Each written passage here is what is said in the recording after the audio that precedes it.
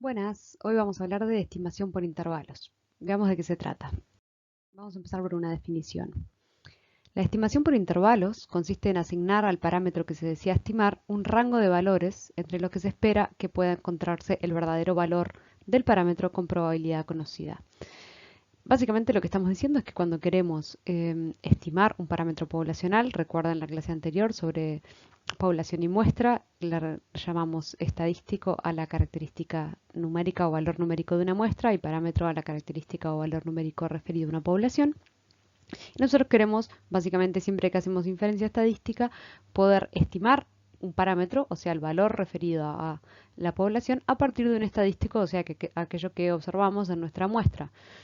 Una primera aproximación sería la estimación puntual, esto es, ante no saber nada sobre la población, lo único que tengo es, por ejemplo, la media de mi muestra y entonces asigno el valor de la media de mi muestra a el parámetro poblacional, o sea, la media de la población. Por ejemplo, si yo quisiera estimar la edad promedio de todos los estudiantes de Quanti, básicamente puedo preguntarle a un grupo de los estudiantes de Quanti cuál es su edad, anotar la edad de cada uno, calcular el promedio y asumir, si no tengo ninguna otra información, que la edad promedio de todos los estudiantes de Quanti se corresponde con la edad promedio de mi muestra.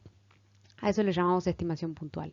La estimación por parámetros es decir, bueno, en lugar de asignar solo un valor, voy a asignar un rango de valores. Por ejemplo, decir que a partir de mi muestra observo que la media de la edad de los estudiantes de Quanti en ese grupo es de 25 años y entonces digo, bueno, en la población la edad se va a distribuir o va a estar la edad promedio entre 23 y 27 años. Hay dos conceptos claves entonces que son cómo defino este rango de valores y qué quiere decir esto de que tengan probabilidad conocida. Nos vamos a concentrar en esos dos puntos.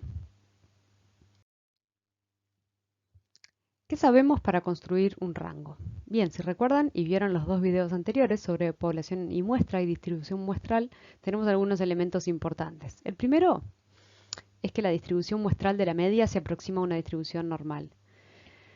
¿Qué era la distribución muestral? Es aquella distribución teórica que construiría teóricamente si tomara todas las muestras de igual tamaño de una población de interés y calculara la media y anotara cada una de las medias que saco de todas las muestras y construyera la distribución, ¿sí? O sea que lo que hace la distribución muestral es asignar una probabilidad a un valor de la media de una muestra, asumiendo que viene de una población. Ese es el primer punto. Y sabíamos entonces que la distribución muestral se aproxima a una distribución normal. ¿Qué es lo otro que sabemos? Que en una distribución normal hay un 95% de chance de que los valores caigan entre más o menos dos desvíos estándar de la media aproximadamente. Lo vieron en la clase de distribución normal. Acá en este gráfico tenemos una representación, a ver si tengo un puntero. Um, una representación de una distribución normal. Lo que vemos esta sería la media poblacional o mu y podemos definir un rango de valores alrededor de mu entre menos 2 desvíos estándar y 2 desvíos estándar en que sabemos que para una distribución normal caen el 95% de los datos o el 95% de los valores. ¿Sí? Entonces, ¿qué podemos hacer? Podemos decir que hay un 95% de chance de que la media muestral, X techo, caiga a más o menos dos errores estándar de la media poblacional, o sea, mu. Si están prestando atención, verán que me refería ahora a el desvío como error estándar y no como desvío estándar, porque, como recordarán, y si no, pueden revisar el video anterior, cuando estamos hablando de la distribución muestral, al desvío estándar, común y corriente, le llamamos error estándar para distinguirlo. ¿Cómo podemos expresar esto de manera un poco más formal? De esta forma, podemos decir que X techo, o sea, la media de mi muestra, se va a encontrar, o va a ser mayor que la media poblacional mu menos dos desvíos estándar y a su vez va a ser menor que la media poblacional mu más dos desvíos estándar o dos errores estándar. Muy bien, hasta ahora perfecto, definí un rango de valores, pero tenemos un problema.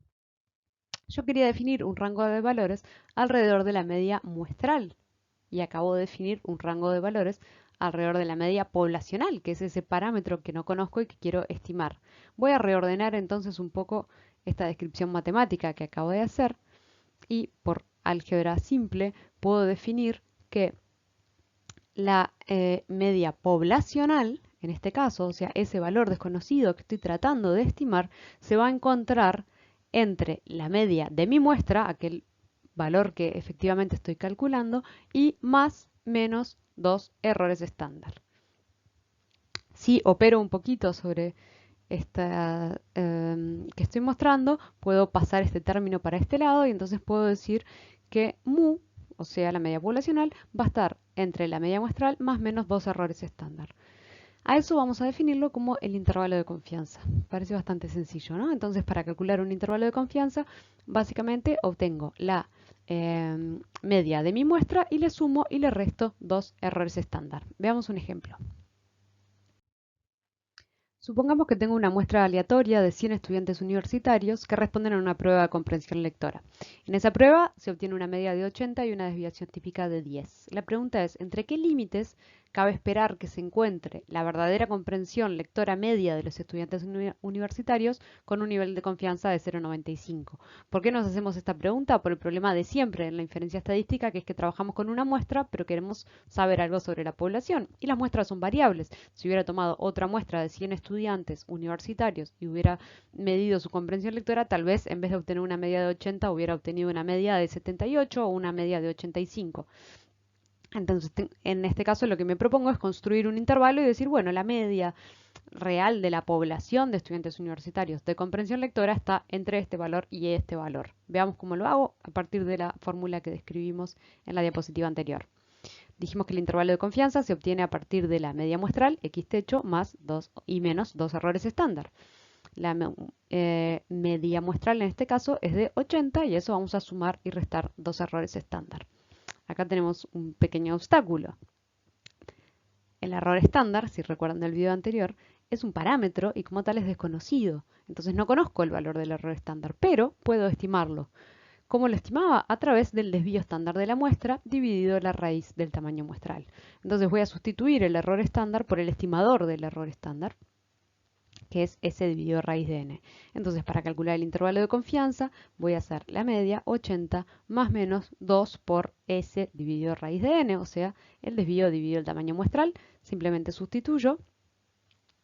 Y vemos entonces que el intervalo de confianza sería 80 más menos 10 dividido raíz de 100. Como recordarán, raíz de 100 es 10. 10 dividido 10 es 1. Así que mi intervalo de confianza es 80 más menos 2. Eso da un intervalo de confianza que está entre 78 y 82. Entonces, frente a la pregunta de entre qué límites cabe esperar que se encuentre la verdadera comprensión lectora media de los estudiantes universitarios con un nivel de confianza de 0,95, voy a decir que espero que se encuentre entre 78 y 82. Vayamos al segundo punto, que es que la estimación por intervalos consiste en asignar al parámetro que se desea estimar un rango de valores, que acabamos de ver cómo obtenerlo, entre lo que se espera que pueda encontrarse el verdadero valor del parámetro con probabilidad conocida. Y yo acabo de tomar una decisión que no comentamos, que es este nivel de confianza. Dijimos y definimos el intervalo de confianza para un nivel de confianza del 95%. Al principio del video dijimos, bueno, vale, para en una distribución normal sabemos que hay una probabilidad del 95% de un valor cualquiera de caer entre más y menos 2 errores estándar de la media. Acá hicimos una primera aproximación un poco burda, que en realidad el valor, si estuvieron prestando atención en los videos anteriores y en la clase de distribución normal, no es 2, sino que es 1,96. El valor de puntuación típica, recuerdan la distribución normal tipificada de 1,96 deja entre menos 1,96 y más 1,96 encontramos el 95% de los datos. Así que ese 2 que estuvimos trabajando hasta ahora, en realidad para un nivel de confianza del 95% es 1,96. Pero entonces yo podría elegir otros niveles de confianza que no fueran del 95%, por ejemplo del 99% o del 90%. ¿sí? Este nivel de confianza lo vamos a definir como la probabilidad con la que cabe esperar que el intervalo construido incluya el verdadero valor del parámetro estimado. Definimos el 95% porque es el que se suele usar en psicología y es el más común, pero podría usar cualquier otro. Si es 95%, entonces el valor de z es 1,96. Pero si es 99%, entonces el valor de z es otro. Veamos qué pasa cuando cambiamos el nivel de confianza. Cuanto mayor confianza, entonces para una confianza del 95%, el valor de z es 2 o técnicamente 1,96. Pero si quiero definir un intervalo de confianza del 99%, entonces ¿qué pasa? El valor de z es aproximadamente 3 y entonces este intervalo va a ser más grande. Y si el intervalo es más grande, entonces mi precisión para estimar el parámetro es menor. Es decir, en el ejemplo que veíamos sobre la prueba de comprensión lectora, si en vez de multiplicar por 2 el error estándar lo multiplico por 3, entonces el intervalo va a ser más grande. Supongamos en ese caso que en vez de estar entre 78 y 82, estaría entre 76 y 84. ¿Sí? Entonces yo puedo definir un intervalo con el nivel de confianza que yo quiera, pero cuanto más grande sea el nivel de confianza, menor va a ser la precisión que voy a tener. De hecho, si defino un intervalo de confianza del 100%, esto quiero decir, yo puedo asegurar que en ese intervalo va a caer el verdadero parámetro poblacional. Los límites que va a definir un intervalo del 100% es entre menos infinito y más infinito. Perfecto, no me voy a equivocar nunca, pero no estoy dando ninguna información. ¿Sí? Entonces, un primer punto es que el nivel de confianza define la precisión o la cantidad de información en ese intervalo. Y siempre tengo un compromiso entre el nivel de confianza y la precisión o la cantidad de información que estoy dando. ¿Qué otros parámetros afectan el tamaño del intervalo? Pensemos un segundo. Definimos el intervalo a partir de la media de mi muestra, el nivel de confianza que define ese valor de z, que normalmente es 1,96 para un nivel de confianza del 95%, y el error estándar. Si recuerdan, el error estándar se estima a través del desvío estándar de la muestra y del tamaño de la muestra. El desvío estándar de la muestra en principio no lo puedo cambiar, es cuánta variabilidad hay en los datos en mi muestra. Lo que sí puedo cambiar es el tamaño de la muestra. ¿Qué va a pasar si aumento el tamaño de la muestra? Entonces estoy dividiendo por un número más grande, entonces todo este operador va a ser más pequeño, entonces el intervalo va a ser más pequeño porque ese valor de z, asumamos para un nivel de confianza del 95%, que es 1,96, va a estar multiplicado por un número más chico. Entonces, cuanto más grande el tamaño de la muestra, más chico va a ser el intervalo de confianza para un mismo nivel de confianza. Entonces, esa es la segunda forma en que se va a afectar el tamaño del intervalo, a partir, como vimos antes, del nivel de confianza y a partir del tamaño de la muestra. Por eso, en general, pensamos que muestras más grandes son mejores porque nos permiten intervalos más chicos y por lo tanto nos permiten más información con el mismo nivel de confianza. Acá veíamos el recuerdo de cómo se definía el error estándar y cómo afecta el intervalo de confianza. Acá viene una nota muy importante que es la interpretación del intervalo de confianza. ¿Sí? Lo dijimos antes, pero vamos a recordarlo porque entonces lo interpretamos como que estimamos con una confianza del 95% que el verdadero valor del parámetro estimado, en este caso por ejemplo la media de la población, se encuentra entre los límites del intervalo construido. Esto significa que de cada 100 intervalos que se construyan en las mismas condiciones, 95 de ellos incluirán el verdadero valor del parámetro y 5 de ellos no lo harán. Esto hay que pensarlo un poquito más y para eso les dejo el panel de datos donde pueden en la lección 5 intervalos de confianza a partir de una población ir tomando muestras y calculando por ejemplo la media de esas muestras y estimando un intervalo de confianza y viendo a partir de muchos muestreos cuántas veces ese intervalo de confianza incluye el verdadero parámetro poblacional y cuántas veces no, para poder afianzar un poco esta idea. De todas maneras, en las actividades prácticas que van a encontrar en EVA pueden manejar un poco más y apropiarse un poco más de estos conceptos. Bueno, eso es todo. Hasta luego. Buenas. Vamos a hacer una adenda a este video para agregar una información importante, que es cómo podemos interpretar los intervalos de confianza cuando los usamos para comparar las medias de dos grupos de personas o dos variables o lo que sea que queramos comparar. Y lo importante es si los intervalos de confianza, en este caso están representados por estas barritas, se solapan o no se solapan. Típicamente representamos los intervalos de confianza como estas barras de error que estarán acostumbrados a ver o tal vez nunca les prestaron atención en el caso de gráficos de barra. Hay otras formas de representarlos y en la próxima diapositiva vamos a ver una de ellas. Entonces, en este caso supongamos que esto es, no sé, el promedio de notas de los estudiantes de Quanti en Quanti y este es el promedio de notas de los estudiantes de Quanti en metodología general de la investigación. ¿Sí? Y entonces queremos saber si el promedio de notas de los estudiantes de Quanti en Quanti, representado por la barra de la izquierda, no sé si están viendo mi puntero, capaz que se lo mejor acá, estos, es menor que el promedio de notas de los estudiantes de Quanti en metodología general de la investigación. Y entonces, una forma es hacer una prueba estadística que vamos a ver más adelante.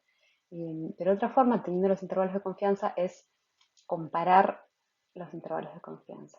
Lo que vemos en este caso es que los intervalos de confianza no se solapan. Imaginemos que acá tenemos el eje de la Y y que esto va, no sé, entre el promedio de notas, en un intervalo de confianza entre 7 y 9, con una media de 8. Y en metodología general de la investigación tiene un intervalo de confianza entre 10 y 12 con una media de 11. Solo mirando esto, podemos decir que el promedio de notas de los estudiantes de Quanti en Quanti es significativamente menor que el promedio de notas de los estudiantes de Quanti en metodología general de la investigación, es decir, les va peor. El atajo es, si los dos intervalos de confianza no se solapan, podemos decir que hay una diferencia significativa entre ellos. Sin embargo, si sí se solapan, imaginemos que este intervalo, no sé si me da para dibujar o va a ser más lío, pero supongamos que este intervalo de confianza es más grande y es así, qué sé yo, así. Si se solapa con este otro, ven que este termina más abajo de lo que empieza este. Entonces no podemos saber nada. Podría ser que hubiera diferencias significativas entre estas dos medidas, o podría ser que no las hubiera. Y para eso tenemos que hacer otras cosas, por ejemplo, un test de hipótesis. Pero si no se solapan, como veíamos antes, a ver si puedo borrar, entonces sí podemos saber con seguridad que hay diferencias significativas. Entonces este es un atajo que podemos usar para sacar conclusiones.